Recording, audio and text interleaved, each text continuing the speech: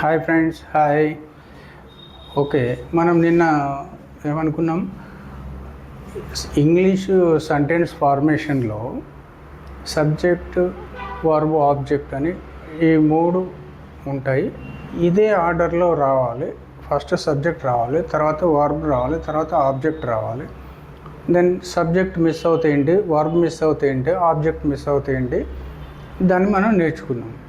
అయితే ఇప్పుడు మనం ఏం చేస్తున్నాం? ముఖ్యంగా మన ముఖ్య ఉద్దేశం ఏంటంటే తెలుగు ద్వారా స్పోకెన్ ఇంగ్లీష్ నేర్చుకోవాలి. మనం మెయిన్ కాన్సెప్ట్ ఇంగ్లీష్లో మాట్లాడాలి. అసలు ఎందుకు మాట్లాడలేకపోతున్నాం, దాని గురించి ఇలాంటి ఏం టెన్షన్ లేకుండా స్టెప్ బై స్టెప్ చిన్నవి నేర్చుకుంటూ వాటిని ప్రాక్టీస్ చేస్తూ మనం ఖచ్చితంగా ఇంగ్లీష్లో మాట్లాడతాం. నేను మాట్లాడిపిస్తాను.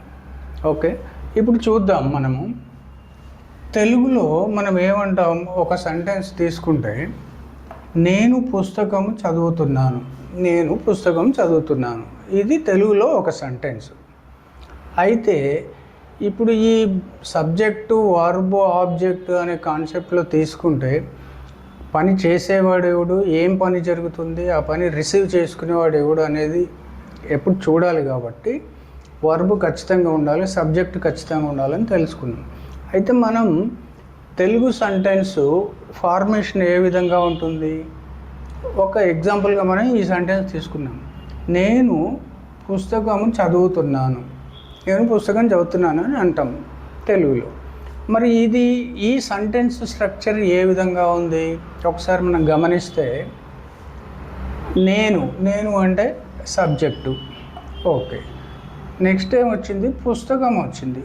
పుస్తకం ఏమవుతుంది? ఇది ఆబ్జెక్ట్. తర్వాత చదువుతున్నాను క్రియ జరుగుతుంది. సో ఈ తెలుగులో సెంటెన్స్ ఫార్మేషన్ ఎట్లా ఉంటుందంటే, subject, object, verb, subject plus object plus verb, ఈ ఫార్మాట్లో తెలుగులో సెంటెన్స్ ఉంటుంది మనం ఏది మాట్లాడినా కూడా. కానీ ఇంగ్లీష్లోకి వచ్చేసరికి subject plus verb plus object. అంటే తెలుగులో అయినా ఇంగ్లీష్లో అయినా సబ్జెక్టు స్టార్టింగ్లో ఉంటుంది. ఓకే, సబ్జెక్ట్ అంటే ఏంటి? దాన్ని ఏవో టెన్షన్ పడొద్దు. సబ్జెక్టు పెద్ద కానీ ఇంగ్లీష్ గ్రామర్ ఇట్లా వెళ్ళొద్దు. చేసేవాడు అంతే, ఆ సెంటెన్స్లో పని చేసేవాడు. అయితే ఇంగ్లీష్లో సెంటెన్స్లో సబ్జెక్టు స్టార్టింగ్లో ఉంటుంది, తెలుగులో కూడా సబ్జెక్టు స్టార్టింగ్లోనే ఉంటుంది. ఇక్కడ తేడా ఏమొస్తుందంటే, వర్బు సబ్జెక్ట్ తర్వాత వర్బ్ వస్తుంది.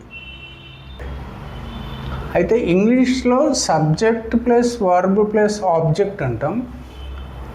తెలుగులోకి వచ్చేసరికి మనం ఇప్పుడు రెగ్యులర్గా మన వాడుక భాషలో మనం తెలుగులో మాట్లాడేటప్పుడు sentence formation subject plus object plus verb అని వస్తుంది.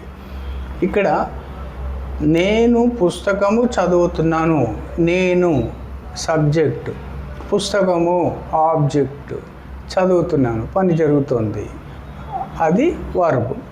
So subject, object, verb. ఇంగ్లీష్లో ఎట్లా రావాలి sentence formation? Subject plus verb plus object. ఈ విషయాన్ని మనం బాగా జాగ్రత్తగా గుర్తుపెట్టుకోవాలి. ఇంగ్లీష్లోకి వచ్చేసరికి I am reading a book అని అంటాం. అంటే I subject, am reading, verb, a book object. కాబట్టి తెలుగు సెంటెన్స్ ఫార్మేషన్కి ఇంగ్లీష్ సెంటెన్స్ ఫార్మేషన్కి ఉన్న ఒక్కటే చిన్న తేడా ఏంటంటే, ఇక్కడ వర్బ్ మధ్యలో వస్తుంది, ఇక్కడ ఆబ్జెక్ట్ మధ్యలో వస్తుంది. దీన్ని మనం గుర్తుపెట్టుకోవాలి. అయితే ఎప్పుడు కూడా గుర్తుపెట్టుకోవాలి ఏంటంటే, తెలుగు నుంచి ఇంగ్లీష్లోకి మక్కి ట్రాన్స్లేషన్ చేయొద్దు. మొట్టమొదట మనం చేసే పెద్ద తప్పు అదే.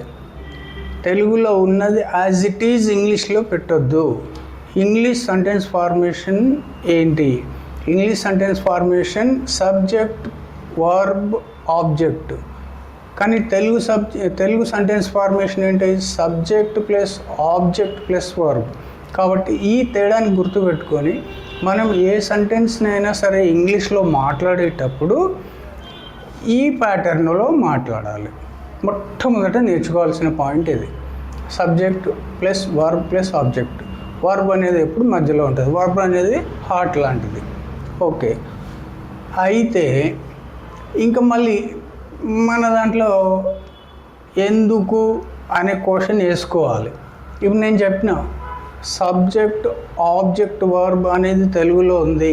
ఓకే, అది మనందరికీ తెలుసు. మనం రెగ్యులర్గా మాట్లాడే భాష, దాని విధానం ఏంటో, ఆ సెంటెన్స్ ఫార్మేషన్ ఏంటో మనకు తెలుసు.